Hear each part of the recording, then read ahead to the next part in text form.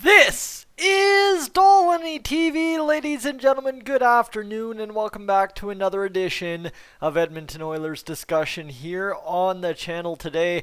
And I'm sitting here all morning taking a nap on the couch trying to figure out what I'm going to talk about today, with news kind of being a little bit light for the first time in a week. And then, now we've got ourselves some news potentially on games coming up on Wednesday and Thursday being a whole new mess. That aside, ladies and gentlemen, this is the perfect picture. This is the way we want it to go. This is going to be the predictions for January's schedule for the Edmonton Oilers. If you're new to the channel right now, I want you to take the next 10, 11, 12 minutes, however long it takes me to get through this, and I want you to consider hitting the subscribe button, all right? Because you know what? We are sitting three days away from puck drop at best, hopefully here.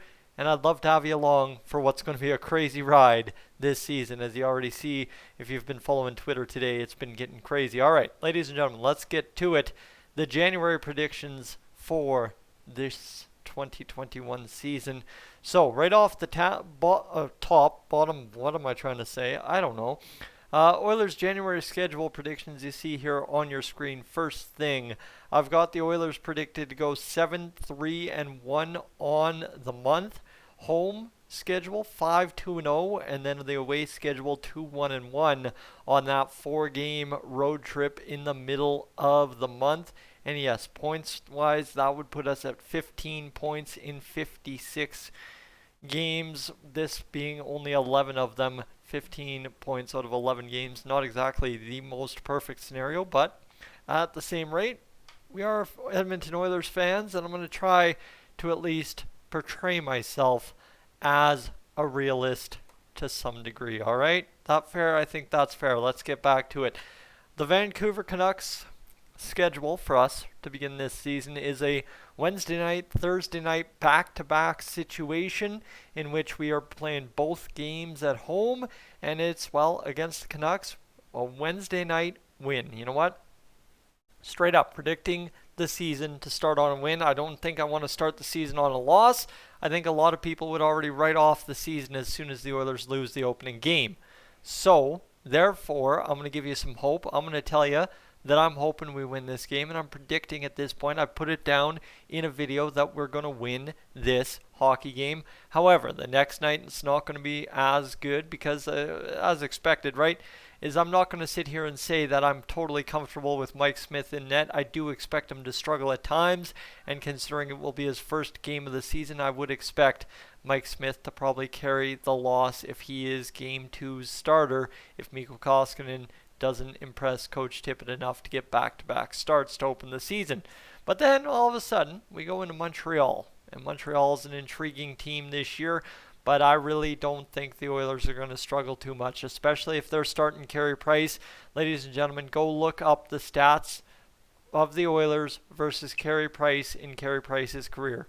It is not good for Carey Price. The Oilers, they stand a good chance. Connor McDavid really likes scoring on that guy, and I may or may not have once put myself in the proverbial doghouse because I celebrated Connor McDavid scoring on Montreal's Carey Price at one point. That's just a fun fact in Tyson's life. All right, so that's a win on the 16th. Then you move into the 18th, another home game, our last home game before a trek of 4 straight away games in which, the Oilers come out in an OT win. I'm not sitting here saying the Oilers are going to romp 10-0 against Montreal this season and go out there and just absolutely pummel them all season long and embarrass them and run them out of the NHL, even though they've got 24 Stanley Cups and they're trying for 25. No, that's not what I'm saying here. And I mean, I'm not saying that Montreal is going to be a great team by any means either, but at some point the Oilers are going to struggle in a game or two against every single team in the Canadian division. It's just unrealistic to think, you know what, we're going 9-0 and 10-0 against everybody, right? And I've already said we're not doing that against Vancouver, and the first sign of trouble may come in that game against Montreal, that second of the two at home against Montreal in Game 3 and 4 of the season. Game 4, an OT win. Yeah, probably why do we win that game if it goes to OT? The heroics of Connor McDavid and Leon Draisaitl in overtime. Pretty straightforward there for sure, I'd say. So after a steady Eddie start, right? 2-1, right? Everything's positive. You come away 3-1. Well, now you go into Toronto at a 5 p.m. start Mountain Time. And after 4 straight games at home, right, an 8 p.m. start, a 7 p.m. start, a 5 p.m. start on a Saturday, and a 7 p.m. start on a Monday, you have the travel day, or you travel after the game on the 18th. And probably the first time we face the Toronto Maple Leafs this year, given the way it's gone last year and the year before, we probably lay a goose egg. All right, that's the way it goes, and that's all right. That's the end of the day how it goes, and I'm sure we'll battle through, because right after I have us set to rebound. And perhaps the most intriguing matchup all season will be the Oilers versus the Maple Leafs, because it will be a battle for first place as we go along this year. And right there you see how it's going to go back and forth, and it's anyone's game entering the game. It depends who shows up and wants it more. And for both teams that have questions perhaps in net, I'm still not sold on Freddie Anderson. No matter how much anyone tells me he's a great goalie, I'm still not sold, especially when you say there's questions on the defense for both teams as well. So anyone's game going in. That's why, you know what, I'd love to see the Oilers take 7 out of 10, but you'll probably see both teams split it up either 6-4 or 5-5. That would be a realistic possibility as well. And then this road trip, I'm still not 100% sold. This road trip's going to be a very good one for the Oilers, and that's why I've got them 2-1-1 on the road trip. Sure, that's points in 3 of 4, but that shootout loss to Winnipeg, you may remember, what was it, back in the 18-19? No, it was last year. Last year, I'm pretty sure, that we had a game where it was just 0-0 the whole way home, and then it ended up 1-0 in a shootout. That's potentially the kind of game I'd expect out of that Winnipeg-Edmonton game on the 24th of January. Then the 26th of January, well, again, the Oilers, I think they're going to be a resilient team this year, right? They've added some veteran pieces. They have some players that have been here, done that long enough that at some point you have to stop accepting excuses. Oh, that was a bad game, so we don't stand much of a chance going into this game. You know what? The Oilers, I expect them to not accept excuses this year, and that's why I'd say they win the game against Winnipeg, right? We just couldn't get it done. We couldn't get it done. Oh, but they have a good goalie. Well, ladies and gentlemen, you know what? You got to go out there and win a hockey game despite what the other team has, and that's what the Oilers should do on the 26th. Now, here's what I'll caution here for a second as we get going through the last 3 predictions of the month, is simply that these are guidelines for me as what I'm expecting in hockey games this year.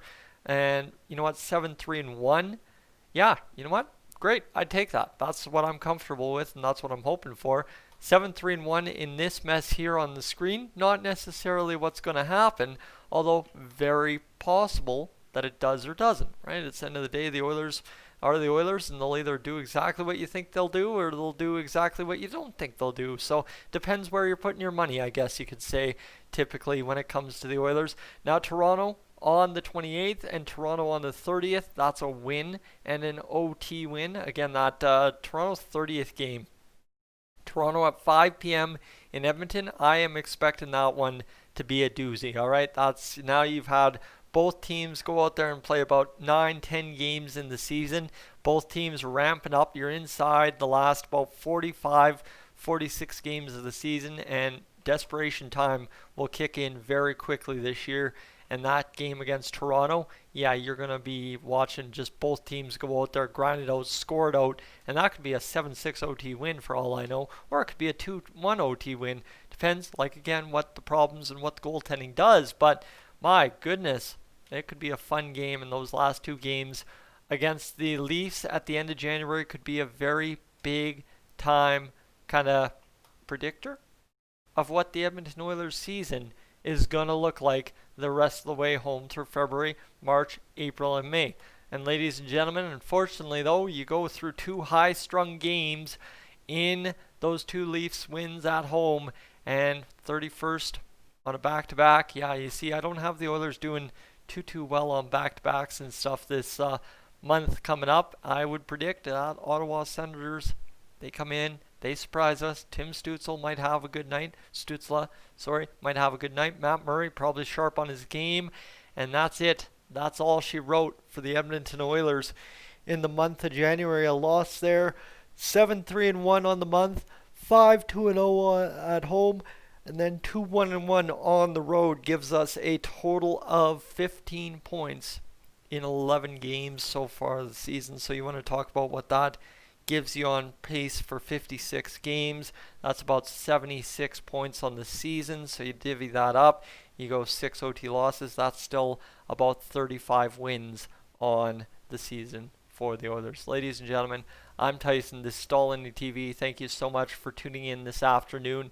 I would love to have you along, like I said. So if you've taken this 9-10 minutes since I last asked to consider hitting that subscribe button, I would greatly appreciate that. And with that, I will catch you if there's any breaking news this afternoon. And of course, I will catch you tomorrow to break down everything practice related and any more cuts the Oilers might just make tomorrow. Joe Gambardella cleared waivers, by the way, but we already knew that was going to happen. I'm up on out of here, all right?